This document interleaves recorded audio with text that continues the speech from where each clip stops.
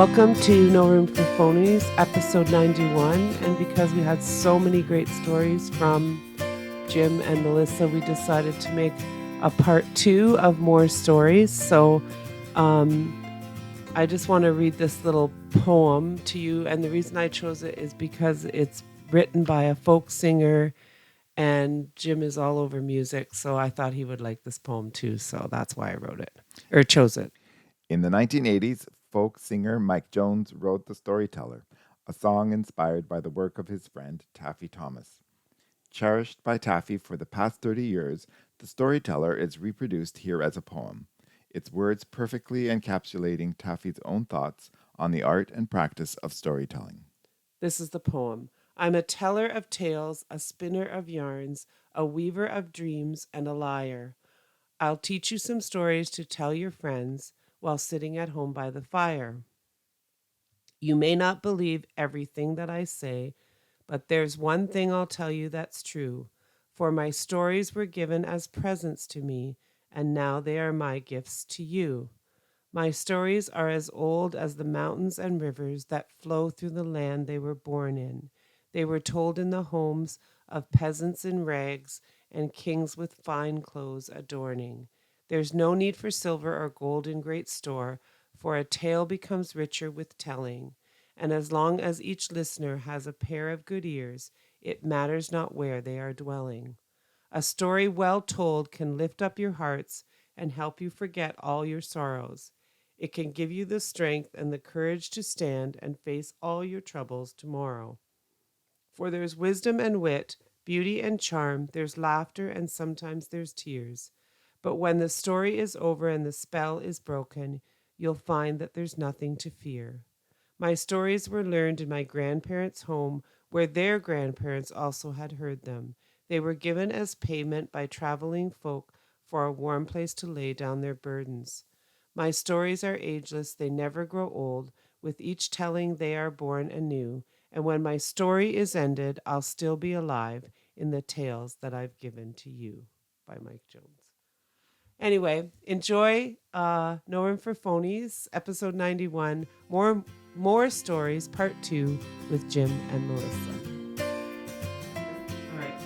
So, your greatest survival story Our survival or somebody else's survival? can be whatever you want. Okay. Well, I'll tell you my survival story first, because for people who haven't seen me in a while, they're probably not aware. I retired early. I suffered what they call a lower aorta dissection. And what happens is that your aorta has an inner lining and an outer lining, and your inner lining splits. And so I suffered this, and it started at my kidneys and went down both the iliacs into both femoral arteries. Down your legs? Yes, down my legs. And luckily it didn't go up, it went down, whether that be good or not. And I came home from work, and I'm like, it felt like food poisoning and kidney stones all at once. Ooh, And it was pretty painful. It was pretty painful. And I mean, I was rolling around in bed at night, and you went downstairs. And long story short, I finally go into the hospital. And 3 days. Yeah. 3 days. 3 days. 2 days. And I go into the hospital, and they do a CT, and they come back, and I'm sitting there, and I'm talking to some guy from what was the GE plant at the time, cut himself with a box cutter, and him and I are having a good chat, and we're having fun, and all of a sudden I've got 4 people. Mr. Wright, do not move. We're going to put you on a gurney. You do not move. So they pick me up and they put me on this gurney, and I'm like, well, what's going on? Well, you need to call your wife. And I'm like, oh, okay, that's interesting. And she says, you have an aortic dissection. I'm like, oh, that doesn't sound great. And she says, and I'm talking to Melissa at the time, and she says, do you have an order? I went, no, I thought I might need surgery for an appendix or something. Right. And she says, no, do not revive order. And I say, well, if I'm dead by the time she gets here, she's going to kill me. And so we went through that, and there was a lot of interesting things that happened. and they were trying to hook me up to all the different monitors that they needed. And they couldn't get them to work. And of course, being the technician I am, I'm like, well, you tried this, this, and this. Why don't you try it in this order? And so I helped them get the monitors working. Yeah, and they were really concerned, and as they should have been. And they moved me finally over. And the head nurse that was there was a really interesting lady. Yeah, it's like at one point they said to the nurse that was attending to him said, "Do you have children?" And I thought, we're talking conversation, right? And I said, "Yeah, we have 2 boys. Oh, how old are they?" And I told them, and they're in their 20s. She said, "They should be here." Oh, and then you start thinking, okay, this is.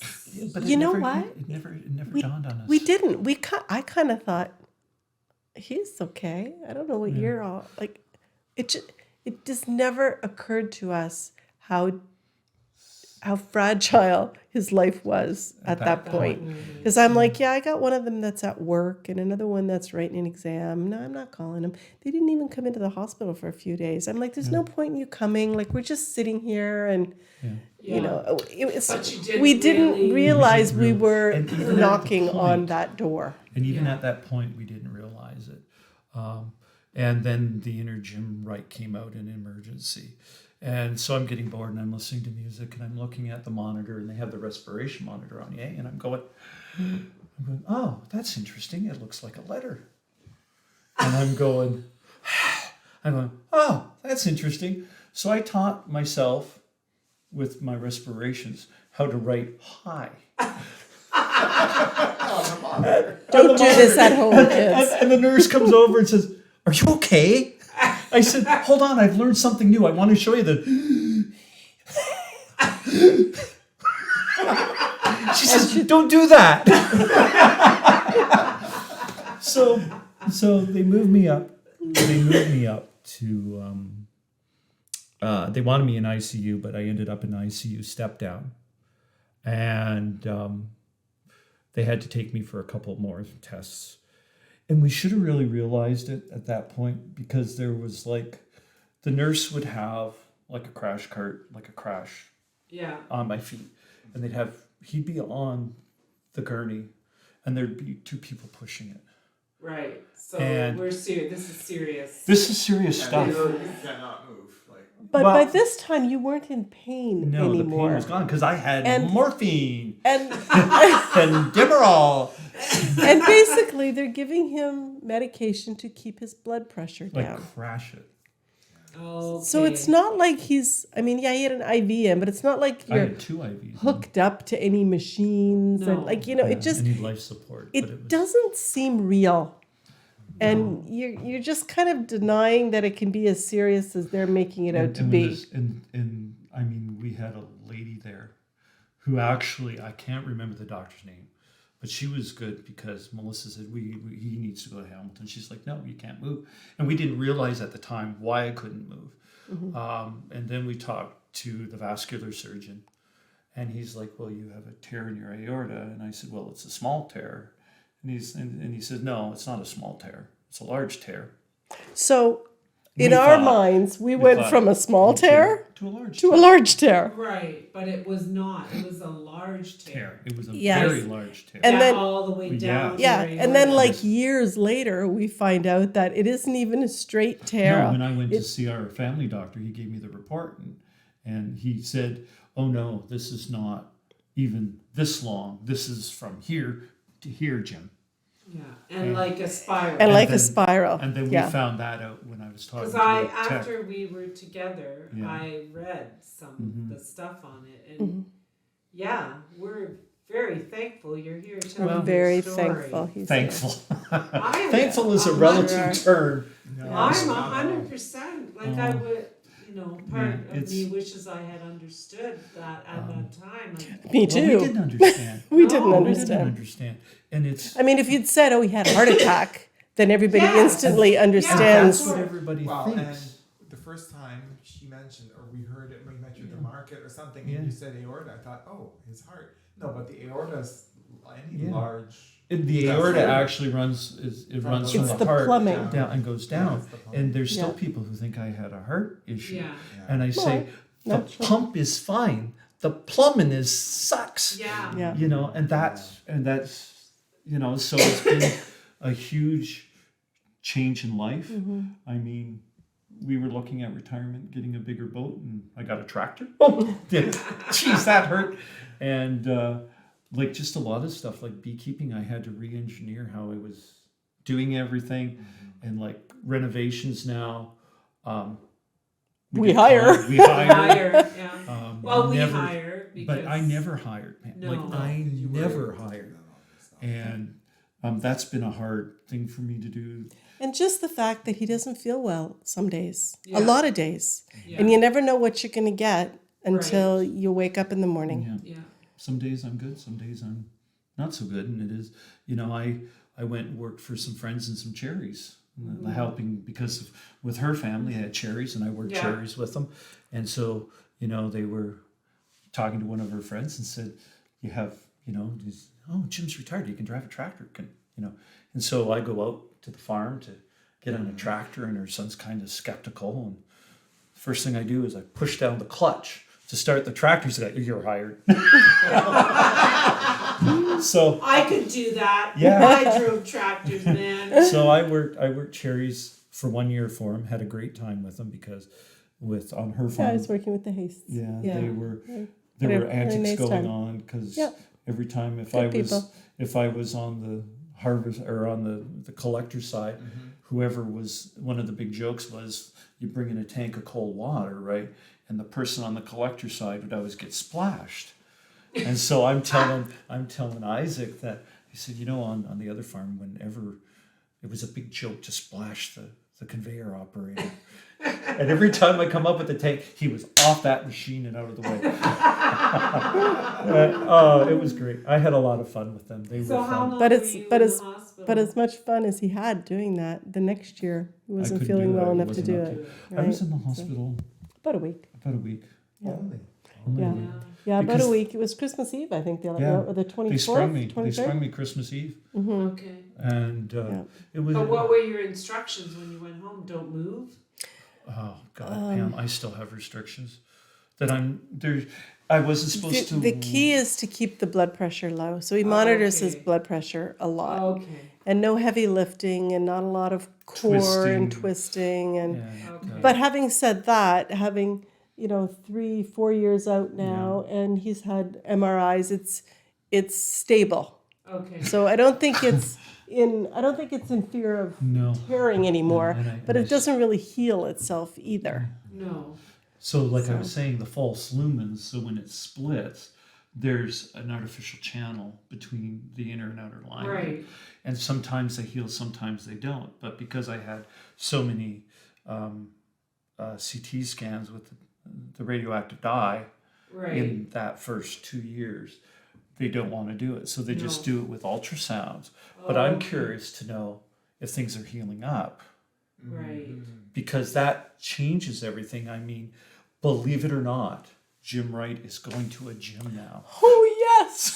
Hallelujah. Yeah. You know it. Is that the Generations one? Yes, The Yep. one yes, that's here in Welland? absolutely Yeah. Well, wonderful. they They- actually have one in Welland, and I didn't know they had another one in the fall. Yeah, I didn't know Because that I either. just went to the falls today yeah.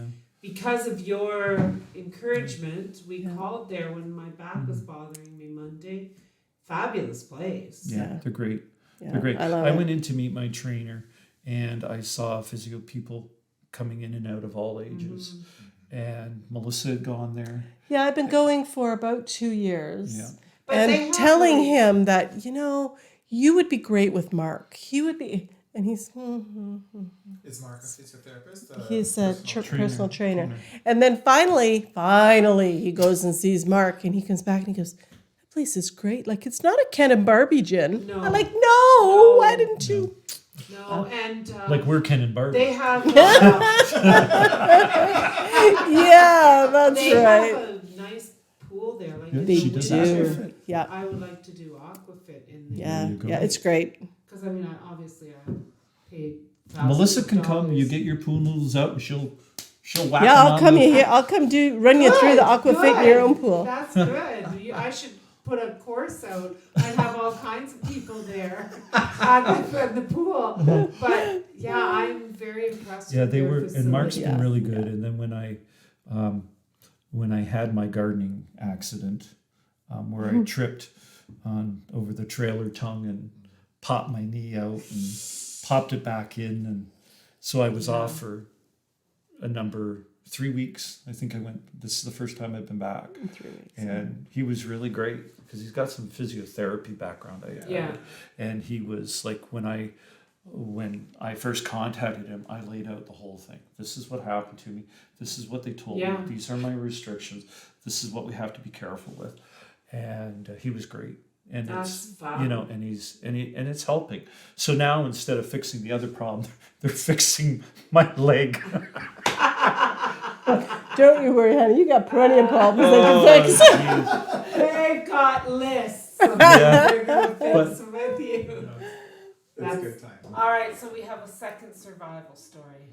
Second survival story. We used to do a lot of canoeing, and we had friends who would canoe with us, and sometimes they had girlfriends and sometimes they didn't. And if you remember Grant Crooks from the print shop, Yes. he looked like a biker, hair down to here, Yep, had a I do brand new remember him. tattoo.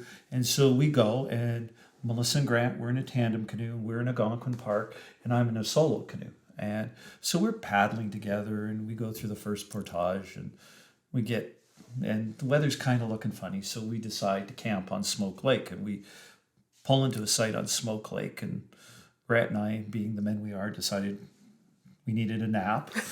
And Before the weather. before the weather hit, Well, the tents were up. and so we're having a nap, and all of a sudden Melissa comes in. She's like, there's kids out on the lake, and they are in trouble. So I had been watching them. I'd watched 2 canoes go past us where we were camped, and I thought, oh man, I'm glad I'm on land and not still And we're canoeing. experienced. And then, like 5 minutes later, there was 2 more canoes out on the lake, and they were all kids. Turned out they were, I think, 12 to 14-year-olds. And they had 3 in a canoe. They'd stopped paddling. They were just kind of holding the It gunnels. was whipped up. And as I watched them, the wind kind of picked up the front of the one canoe and was moving it around. And so I called to Jim and Grant, and then I ran down to the shore and said to the kids, pick up your paddles. Come on, paddle in, paddle in. And I went So- over land to catch up to the. Right. Well, Grant helped get them collected, and so we get The 2 canoes that had gone through earlier their were their leaders. guides. We're their leaders. They were from a boys' camp, Yeah, and and it they was were their their leaders. guides. There were 4 canoes in their party, but they'd left. because they were looking for Yeah. a site. They Oh, were yeah. looking for a site. Left them? Yeah, and they weren't. And when we got them back, they weren't willing to stay with us. And Melissa understands that because of her Girl Guide experience. But we finally convinced them to stay To camp with us. to camp Right. with us. Because I mean, by now it's 6:00. It's dark. It's raining. The kids are hungry. They're cold. They're tired. Right, but they're scared. But Yeah. they're Right. scared. Yeah. And so we get them, and Melissa cooks all their stuff for them. And then the questions start. Well, why is there only 3 of you? There's only 3 of you. How come? And I'm like, well, I said, well, we really can't discuss it, but yeah, we just do this. and they go. And then 5 minutes later, well, why are there only 3 of you? And I'm like, look, I really can't tell Like, this you. is weird. Yeah, This is weird. This is There were weird. 2 girls. Yeah, yeah. Okay. A guy and 2 okay. girls, and Grant's in his own tent, like Right, you know, yeah, and so they start, and I'm like, well, look, we're therapists, and Grant's our patient, and he's our patient, and we think this is a new therapy. We're trying this new therapy, and we think getting people into the outdoors is good for them. And they're like, oh, okay. And then they're like, and then that wasn't good enough. Well, what did he do? And I was like, look, I really can't tell you what he did. And of course, Grant, we've known each other for years, like, you know, and he's listening and he's picking all this up. And so he's got an ear out because he knows I'm spitting a story. And they're like, well, what did he do? What did he do? And I'm like, I really can't tell you, but he was in prison. And so they're like, oh, he was in prison. Because he looked like he was in prison, right? Yeah. Grant's such a nice guy. Such a nice guy. Looks like he's in prison. And they keep going and they keep going. And I'm like, look, there was an incident with his family and an axe, and he happened to murder him. I said, whatever you do, don't leave an axe out anywhere. I'm sure it will be fine. And the axes are gone. And the axes are gone for a couple hours. And they're all sitting around the campfire. And one of them splits wood, doesn't put the axe back. And Grant picks it up and he gets all their eyes and he goes, haven't seen one of these in a while. Chomp into the end of a log. They all jump. We start laughing our heads off, the three of us. And they were like, oh, that was so funny. Oh, it was And so then, funny. And then it started raining during the night. Started raining in the middle of the night. And So what So were I'm they taking the guide. sleeping the in? well, guide they were had their on that. tents. They had their And we're with they them. had their tents. And they didn't Yeah. know any better, that they were just teenagers, and I'm spinning a story. I had a great time. So it starts pouring rain that night, and I wake Jim up, and I said, my butt's wet. And he says, your butt can't be wet. I said, I think I know if my butt's wet and it's wet. So he lights the lantern, he goes outside the tent, and we're like in this little indentation, and the water is just lapping up on the side of the tent. So he gets the oxygen, and he trenches around the tent, and he makes this trench that goes straight down the hill and into these kids. Because they were down on the lower part of the site. So we wake up in the morning and we're dry. Everything's fine. We're good. soaking wet. They're soaking wet. They're hanging up their sleeping bags. And Oh, it so, was so but funny. we left them that morning and we thought, oh, we had a great time. And then as the days go on, the matches got wet. Grant's matches got wet. And he being a hold on, smoker. but hold on. There's a preface to that. Melissa bought was gonna windproof, tell. waterproof matches and put them in a case. I did. Not knowing that windproof, waterproof matches will not strike on anything other than the case they come in. And you took them out of that case to And put them in- plastic. to put him in the yeah. So Grant's now going through his matches, and any ones that are left are kind of damp, and we're like 3 days in, and this one I discover my matches won't light, and so he's like trying to cautiously hold the matches that are left, and so day 5 we are out of matches. And Grant hasn't had a coffee. Nobody's had a coffee. Grant Nor has a smoke. cigarette. we're like eating Tang. So about 4:00 in the afternoon, we come through a portage. Grant and I were through first, and we see 2 canoes going across the lake. They're not coming to us; they're going across the lake, and they had the name on the front of the canoes, the same as the boys' camp that we rescued a few days earlier. I'm like, Grant, get in the canoe. So We're getting some matches. That's exactly what happened. paddling out across the lake, thinking of all of the things we're going to say to them when we get there. We're the Algonquin Park match police. How many matches do you have? That's too many. Hand some over. We settled for, do you have any matches that you can give us? Because you owe us some. When you get back to your camp, you just ask your other group why. But believe me, you owe us matches.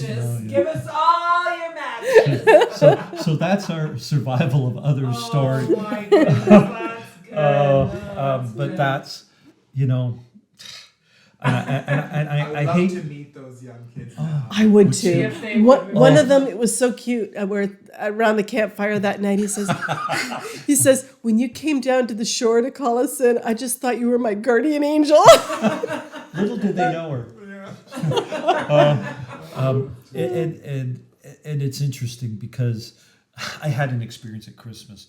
I was in a Sobeys. It was really busy, and there was, they were backed up right around. Yeah. And I'm in there, and there's a lady in front of me with a toddler, right? Grandma with a toddler.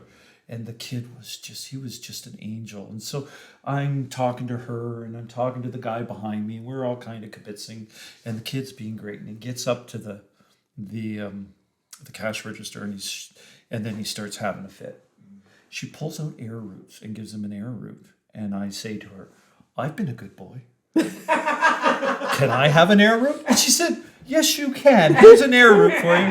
And the guy behind says, well, what about me? And gives him an an arrowroot. So the moral of the story is arrowroots will solve all the world's problems. Yes. Except if you're gluten free. Yeah, and they're not gluten free. I If was you're Which is odd celiac. because we use arrowroot Yes. flour Yes. all the time. If they just didn't put the regular flour in with the arrowroot, it would be Well, it perfect. fooled Jim, let me tell you. Yeah, because I was going to bring my prop and say, here, we can solve. And I'm like, oh, I can't do that to Charles. Man. I'm like, what are you talking about? He says, well, Charles said he could have arrowroot flour. And I'm like, Jim, if those were gluten free, believe me, it'd be plastered across the front of the box. Yeah, it would be. It would 100%. But be. that was my lesson at Arrowroot Christmas. can solve the world's problems. So, what do you think is your greatest accomplishment story?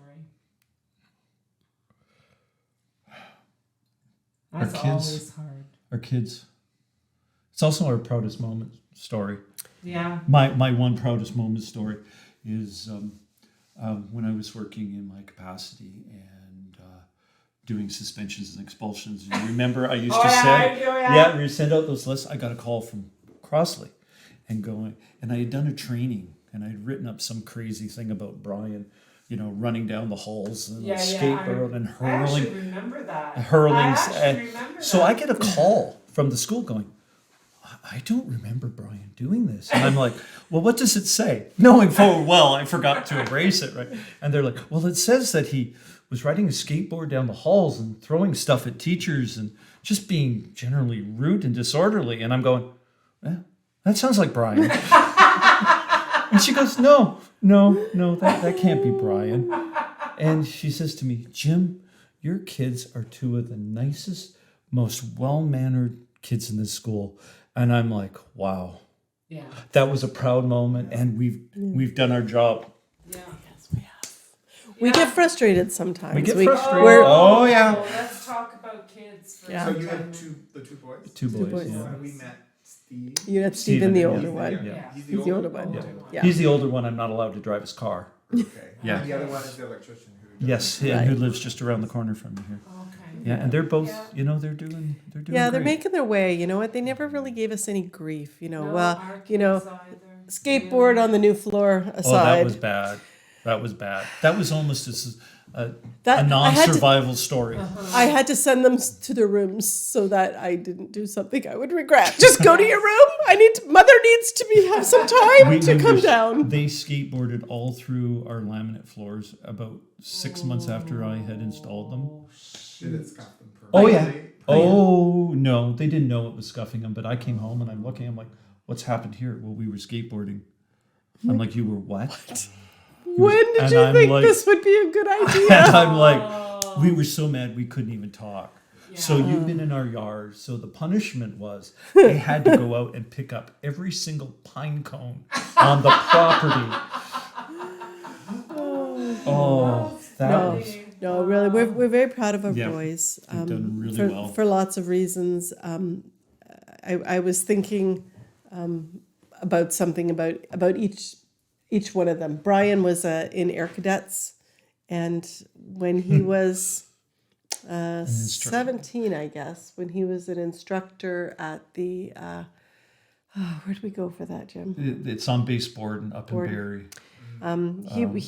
He was given the top cadet award Nice. at the camp, and there's it was like almost 3,000 kids at the As an camp. instructor. So that was a huge Yeah. deal, and we were very proud. I mean, we're proud of him every day, but that was just one of those that just took our breath away. That Yeah. we couldn't believe that it happened. Your And kids do that to you, right? they Yeah. do, All of a sudden and they they're teach like, us stuff all the time, don't yes, 100%. they? Yeah. No, the other day Sebastian was driving to Deerhurst like for a job, and he called and I was like really, really upset about this pool liner thing that we went through, and he said like 3 or 4 things, and it was just like, yeah, wow, did I raise you? You're so like, smart. like this is like Did he he's- talk you off a cliff? Yeah, he kind of Talked me- talked me off a cliff, which Yeah. I've talked to. We've all talked our Right. kids off cliffs before. Right. Okay, my favorite Zachary story, honestly, is Ross School. He's in grade 2. They're putting on the musical. Herb the Gardener. He's Herb the Gardener, but Yeah. that wasn't the musical. It was No. called Then we're missing the the name of it, whatever. It's something about flowers or garden or whatever. So he comes home all of a sudden and he said, "Yeah, well, I have to learn all these lines because I'm in this play." Yeah, so he was the lead, whatever. But we didn't really realize he was the lead. No. No one called and said, "Your son is 8 years old and he needs to learn all these No, lines." 7. And he's the lead in the play. Like you'd think the teacher might call and say, Practice. It's a big Say- deal. "Work with him." You're Dorothy. Right. Yes, yeah. So anyway, so we didn't really realize Yeah. that he had such a big role in this play. So we go to the play, but in the meantime, we get his report card, and he has a C- in drama. So we go to this play, and he's like the lead. He's 7 years old. He has all these lines. He's the lead in the play. Delivers them all. He delivers all his lines, excellent job, whatever. And so the play's over, and I see the drama teacher. I'm sorry to laugh out loud like that, but I So know. I make this beeline for the drama teacher, and I say, "Wow, didn't Zachary do a great job tonight?" She said, "Oh, yeah, he did a fabulous job tonight." And I said, "Wow, isn't that great for a kid who got a C- in drama?" Like, are you a freak or what? You didn't say And that what did last she time. say? She went, and I said, he shouldn't have got a C- in drama if Yeah. he is that good. Like, if Yeah. he is able to do Right. what he's doing right now on the stage Yep. at 7 years old. Wow. But he was bored. He was bored and Yep. he Right. was mouthy, I'm sure, Yep. because that is Zachary. And my other favorite story of Ross School is me going to an interview with the principal and the French teacher about both boys because they're doing extremely poorly in French. So I go to this interview and the French teacher said, "Well, you know, Sebastian, he is like mouthy and this and that and Doesn't everything." stop I said, talking, has an "Won't attitude. stop talking, has an attitude." I Thinks said, he knows "Mm, everything. That's not Sebastian." I said, "Do you even know my kids?" Like the Well, and then she said, and Zachary's quiet and won't quiet. participate. I and said, doesn't "You're say mixed anything." up." You Like flipped you it did, over. she didn't even know who was who. Wow. It's like, Yeah. hello, Yeah. I know my kids. Yeah. This Oh, one's not. Wow, and then they had lost all these marks. I said, why did they lose these marks? Well, they didn't write their names in their cahier. So I pull up the French curriculum and I say, where does it say that there's They an should be writing assessment for their writing their names names in a cahier? Well, I'll give them better marks. Oh my And I'll I- change the all I report card. remember And I said, from- and it'll be based on what? Oh, On making us happy again. see, it's hard. It's hard, even for me as a non-educator. I didn't go to interviews because of the I capacity would I very worked. rarely. I went I to wouldn't most. I wouldn't go because if I disagreed with something, I could argue it, even as a Yes. non-educator. Yeah, but no. with my background, right, and what I I went did, very rarely, but when I went, yeah, you knew there was trouble. God help the teacher Yep. across the table because I was just brutal. Like the day I went for the math thing, Yeah. and I said, "I've looked at your test. None of that is in the grade 7 curriculum." She went, "Oh." I said, "I know the grade 7 curriculum. You're not testing the grade 7 Oh my curriculum." goodness. Oh, That's brutal. my. Oh, but yeah, I would say that our biggest accomplishments and our proudest moments have always been around our kids. And then Stephen's moment was a Mm. moment of survival. Yeah. And when I on Old Highway 8, he was going to his work placement, and a car came out in front of him, 3 teenagers, and he managed to get my Chev Silverado around the front of him, Wow. and she tagged him behind the back wheel, spun him around. Otherwise, And he would have T-boned them. he would have Yes. T-boned them in that Chev and killed them all. Yeah. And the father says, I don't know who taught your son how to drive, but they did a good job. Yeah. Yeah. Said thank you.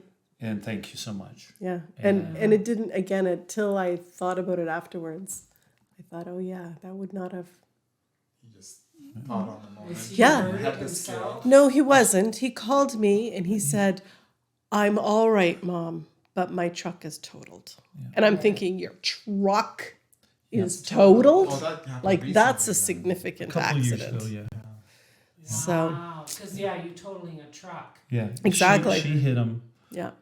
in the, like, she was, like, literally, he went around her, like, into the other intersection. And he went around and she tagged him and blew all 4 tires on the truck, bent, took the shackles right off the back end. Oh my goodness. And it just shows, you know, like, Yeah, I said to Jim the other night, I don't think I would have had the presence of mind to do what he did. and I don't think I Yeah. would have steered around. I think I would have hit the brakes, Yes. but it wouldn't have been enough. No. yeah. Yeah. I spent a lot of time with Stephen. Like, we used to go into Austinx all the time, and being the good father I am, driving the big pickup truck, I used to bring him down through Effingham, so he was steering through all the corners. Yeah. And then I would, really compassionate father I am, I would take him up St. Paul Street in a full-size pickup truck to get into Florida McQuaid, so we would get. Right. Yes. You know, You get used to. And sorry, but whether, you know, the authorities don't like it, but I used to take him out and make him skid, how to control the skid and do all that stuff. And it paid off. Yeah. And just that he had that presence of mind to see that spot that he could get Well, and around. also the judgment of speed, like knowing that what he would be able to do. Right. Because he had that. Does it not? Yeah. Don't you sometimes when you hear your kids talk and everything, and you kind of hear yourself in them, and you're like, okay, so despite the fact that they didn't seem like they were ever listening to a thing Oh, I yeah. said, that Yeah. they actually like. Yeah, they're- it does. It does. It pays They- off. They do in a good way, but Yeah. that really brings to mind does. another story. Oh, good. Good. Let's hear It's it. one of the things was we sailed. Like, we didn't take them to Disney. We didn't do a lot of No, things, we didn't. and we sailed with them. And I bought a little Mayflower, and they could sail that. And we went up to our friend Fran's on Knoxtongue Lake, and she had a little sunfish. And they go out on there, and they would race out, these 2 kids in these little sailboats. And we used to go, she'd go, Jim, you better get ready to go out in the boat. Looks like Brian's going to tip her over. And we go out, and they did that for hours and hours. And then Brian and I got ourselves in trouble because I went out and he wanted the smaller sailboat because I had to get it rigged up. So we're out in the middle of the lake, an Oxtongue Lake, just before you go into Algonquin. Idiots. So I said, Brian, this is what I came up on a run. I said, we're going to go on a run, so that means your sails are perpendicular to your boat going downwind. And we're going downwind, and I said, what we're going to do is I'm going to lay my sail on yours, and then we're going to exchange boats in the middle of the lake. And so What great idea, son! Great idea. So we exchanged boats in the middle of the lake. I jibed, which means I brought my sail back the other way. And she's yelling from, she's having a fit. And I jibed and I handled that fine. And oh yeah, it was great. Oh, man. You idiot. Oh, See Well, now, our family holidays were mostly just cottages. yeah. We just and hiking and Yep. we That's it. took them the big trip that we did as a family was PEI. Oh, And we nice. went and rented a cottage on Cardigan. Cardigan Bay, and we stayed there for basically Yeah. 2 weeks. No, We- we didn't do Disney. Or We anything were else. lucky because I met Fran and Dawn in I was probably in grade 8. And all those years, the summer I worked up north between 12 and 13, I Right. helped them build their house. Okay. So I kept in touch with them, and Dawn passed suddenly, and both their kids were out west. So we became Fran's Like family. adopted family, family, yeah. right? And so we were up there a lot, and they got to go in the fall. And I remember the one day, Sunday morning comes on, and they're talking about the top 10 drives in North America for fall colors. And I hear Stephen there, and he goes, "There's Nina's!" As they went into Algonquin Park. And it's Yeah. like, they just take it for granted. Yeah. That, I mean, we never did the travel thing. No. We went north.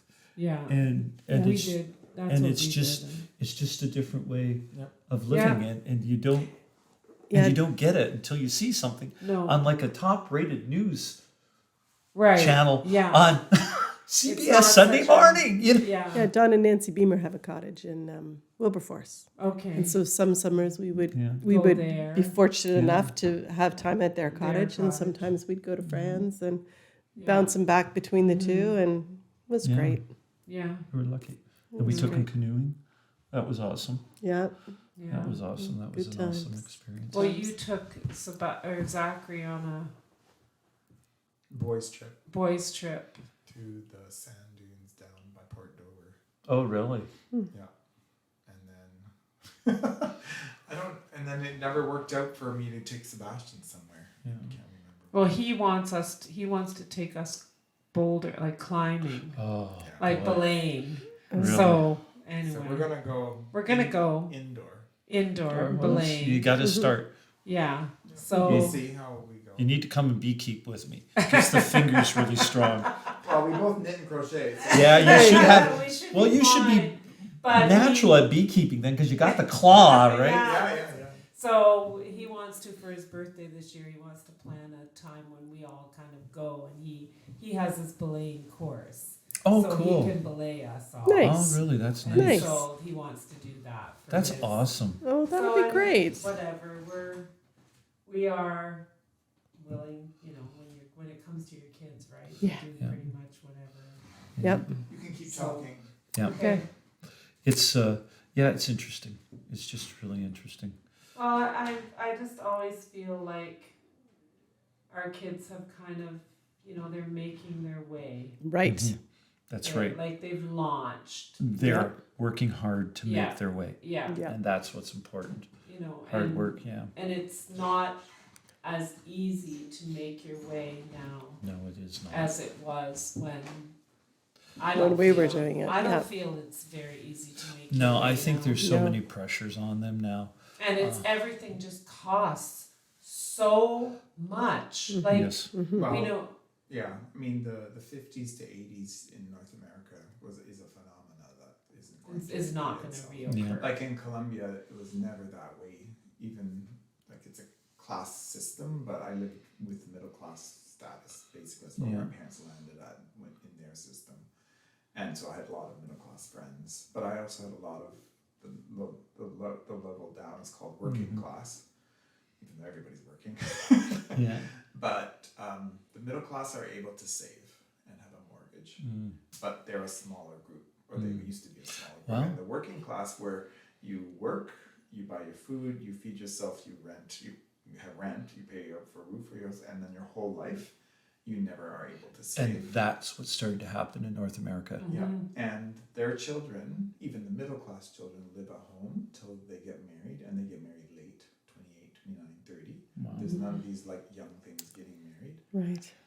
But even when I lived there 30 years ago, that was the case already in the middle class. And, Wow. And the working class, definitely, you didn't live. Yeah, well, that's what we're You, seeing they're here. like, what do you mean? When I told them like I was getting my own apartment at 24, they're like, wow, what kind of job do you have?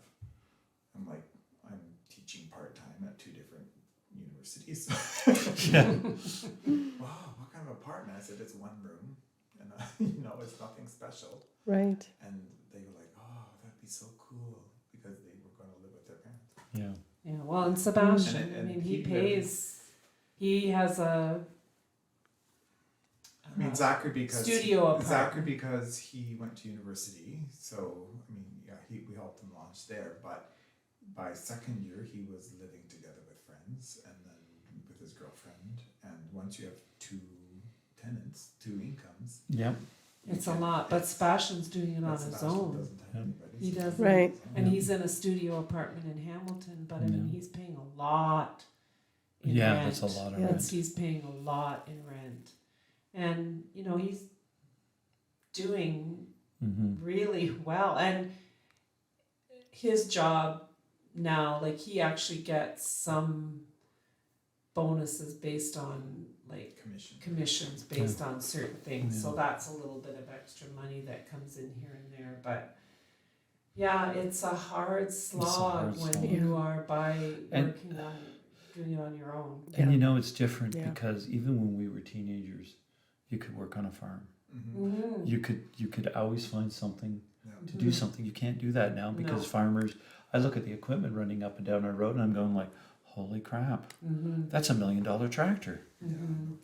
Yeah. That's why they have family. All your story questions. Yeah, that's it. We have. I've asked all my questions, unless anybody else Sorry to has. cut you off. But just, Unless anybody Oh, else we never has. should cut them off. What did he say? Nothing. Sorry to cut them off. We are never Sorry. to cut them off. That's radio. We are not. No, that's yeah. You worry about your kids, right? That's why Yeah. we're happy that Yeah. we can somehow. We were thrilled for Sebastian that here's a story, like he had planned this big trip to Utah climbing, and then he got sick, like really sick. That respiratory virus thing that was going on. What was going around, and he could not go. So he did lose some, like he didn't lose his flight or anything, but he bounced back.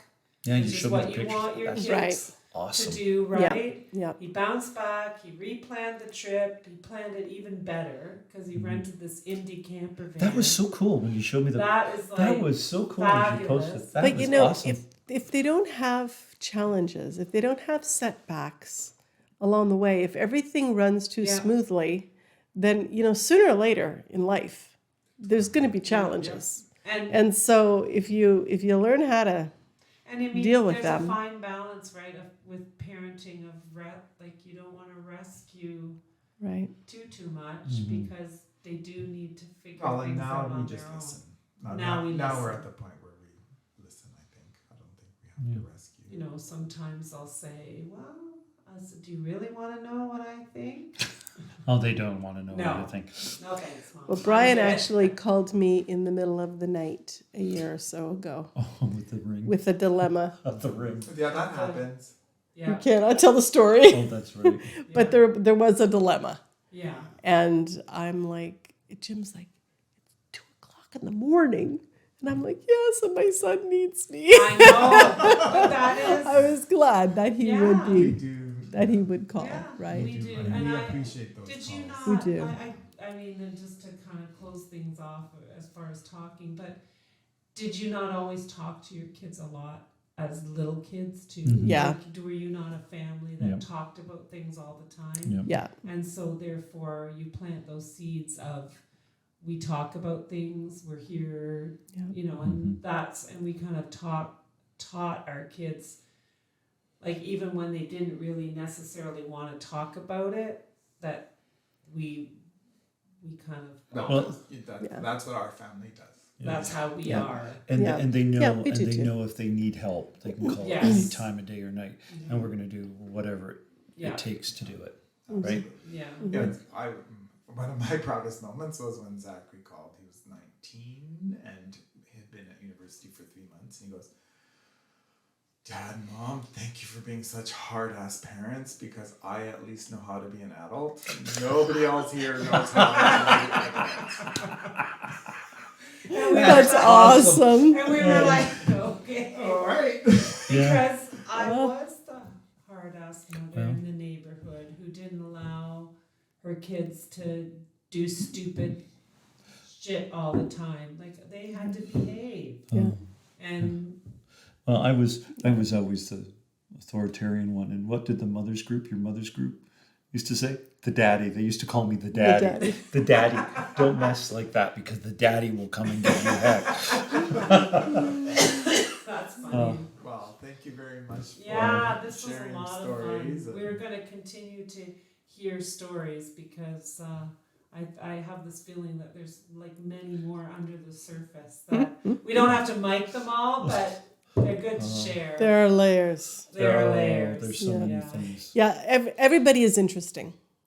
Yes. Everybody has an interesting story. If you Yeah. give them the chance Yeah. to tell it. Yeah, and we're fine. Like I think that's probably been the most interesting thing about this year and with the podcast is that we decided to like find people and talk to them, and we have had some really, really interesting stories shared. Yeah. That's and great.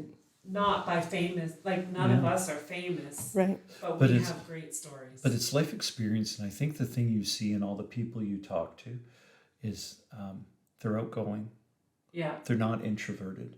They're not afraid to talk to other people, because there's so much pent up anger in this world. yeah, If I can find a way to make somebody laugh, Yeah. I'm sorry, I'm going to do it. yeah. You know, I think that we have to do that a lot. We have to do that a lot more. We have to be vulnerable enough to tell our story, because it does make a difference. yes, it does. You know, and I really like it when, and I mean, I've been going to this one pharmacy for a long time, and they're always very professional. Very Yeah. professional. And I walk in one day and the one pharmacist says, "Well, there's trouble." And everybody starts laughing. I'm like, oh, who you been talking to? I can relate to that. Whenever I gotta tell you though, like whenever I needed a laugh, like when I was at the Ed Center for a meeting, and I was thinking, geez, this is like Come see the Jim. most boring thing I've ever attended in my life, and I would just open up the door, and there you are, like working your butt off, trying to get stuff done, and you actually were doing stuff, making a difference, and making everybody laugh. Thank you. Always. Well, we try to do that. We go places and like, I know we're taking dance classes. I know. Oh my Lord. And it's just a riot. It's a riot.